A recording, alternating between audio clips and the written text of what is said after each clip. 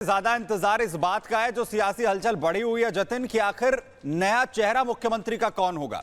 लेकिन दिल्ली के सीएम अरविंद केजरीवाल ने इस्तीफे के ऐलान के साथ ही दिल्ली की राजनीति को गरमा दिया है। अरविंद केजरीवाल का यह कहना है कि वो तब तक इस कुर्सी पर नहीं बैठेंगे वापस जब तक कि जनता उन्हें ईमानदारी का सर्टिफिकेट नहीं दे देती है। देखिए,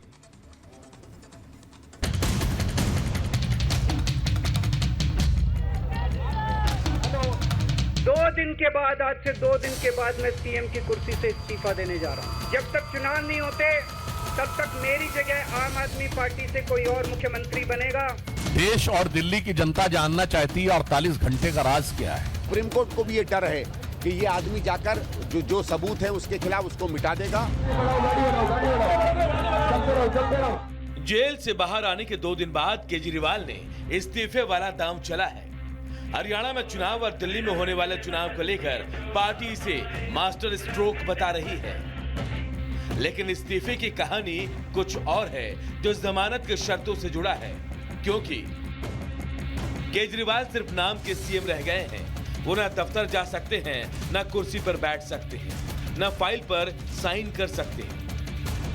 ऐसे में आपके मुखिया यानी अरविंद केजरीवाल के पास दूसरा विकल्प बचा क्या था? सीधे तौर पर कहा जाए तो केजरीवाल को इस्तीफा देना जरूरी नहीं, मजबूरी है।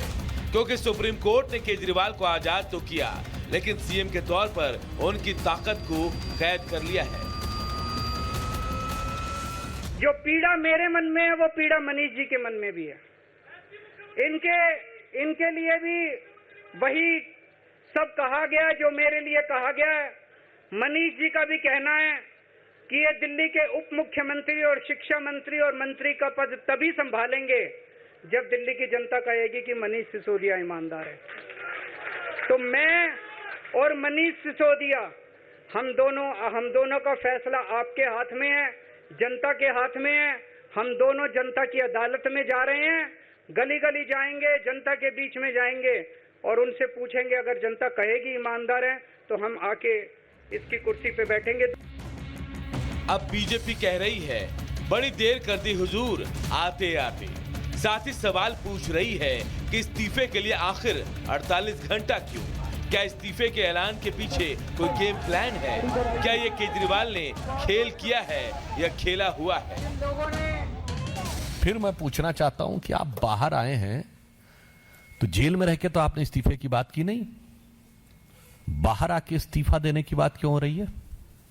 और ये 48 घंटे बाद की बात क्या है? देश और दिल्ली की जनता जानना चाहती है 48 घंटे का राज क्या है।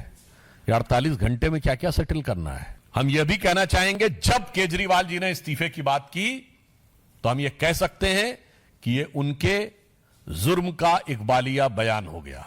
सब कचहरियों ने अपने अलग अलग डिसीजंस में ये पाया है कि माननीय मुख्यमंत्री अरविंद केजरीवाल जी शराब घोटाले में किंग पिन हैं और इसी के रहते उनकी इस स्कैम में संलिप्तता देखते हुए honourable supreme court of India ने उन्हें इस योग्य नहीं समझा कि वो सीएम कार्यालय जाए, ना उन्हें इस योग्य समझा कि सीएम पद का निर्वाह करते हुए वो किसी भी फाइल पर हस्ताक्षर कर सकें। अरविंद केजरीवाल जी के इस्तीफे का फैसला उस दर्द से आया है कि कहीं कोई ऐसा दिल्ली वाला ना हो जो सोच रहा हो कि मैं भ्रष्टाचारी हूं, जो सोच रहा हो कि मैंने जनता का पैसा खाया है। अरविंद केजरीवाल को पिछले 2 साल से भारतीय जनता पार्टी की केंद्र सरकार प्रताड़ित कर रही है। सियासत के मैदान में आए केजरीवाल को भले ही जुम्मा 10-12 साल हुए हैं, लेकिन राजनीति की रफ्तीली राह पर गिरकर संभलना वो बखूबी जानते हैं। इस बार के सियासी चाल भी कुछ यही संकेत दे रहे हैं। केजरीवाल जानते हैं कि दिल्ली विधानसभा का कार्यकाल फरवरी 2025 में पूरा होना है, यानी महज 6 महीने के लिए पद छोड़कर वो खुद पर कट्टर ईमानदार का टैग भी चस्पा कर लेंगे और त्याग दिखाकर चुनाव के वक्त विक्टिम कार्ड भी खेलेंगे। 2 दिन क्यों, तुरंत क्यों नहीं? उनके किसी बात पर विश्वास लगता है, कुछ मामला उनको अभी सेट करना है ना। एक बड़े भ्रष्टाचार के खिलाफ आंदोलन में आगे बढ़ा वो व्यक्ति भ्रष्टाचार पर ऐसा समझौता करेगा तो भारतीयों की नजरें शर्म से झुक गई हैं। लेकिन अब तो चुनाव आने वाले हैं, वो जानते हैं कि किस तरह से लोग समझ रहे हैं और रियलाइज कर रहे हैं कि जनता फैसला नहीं करेगी, कोर्ट्स करेंगे। इसलिए जानबूझकर अब इस्तीफे की बात कर रहे हैं। जानते हैं इस हमदर्दी पाने का यही एक तरीका है। सुप्रीम कोर्ट को भी ये डर है कि ये आदमी जाकर जो सबूत है उसके खिलाफ उसको मिटा देगा, ये डराएगा, धमकाएगा। जब मुख्यमंत्री जैसे व्यक्ति को कहा जाता है कि खबरदार तुम किसी गवाह के साथ मिले भी, तो इसका मतलब है इसको एक आम क्रिमिनल की तरह एक तरीके से सुप्रीम कोर्ट ट्रीट कर रहा है। आज उन पे तोहमतें लगाई गई, आरोप लगाया गया। आज मुख्यमंत्री जी ने अपनी ईमानदारी की परीक्षा, अग्नि परीक्षा देने का फैसला लिया है। दिल्ली की जनता मुख्यमंत्री को ईमानदार घोषित करेगी झाड़ू का बटन दबाकर।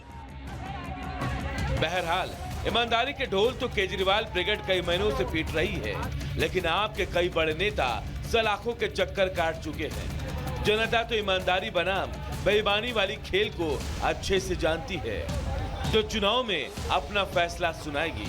और शायद इसीलिए तो केजरीवाल सहानुभूति लहर पर बैठकर फिर कुर्सी पाने की फिराक में है। Bureau report, Republic Bharat.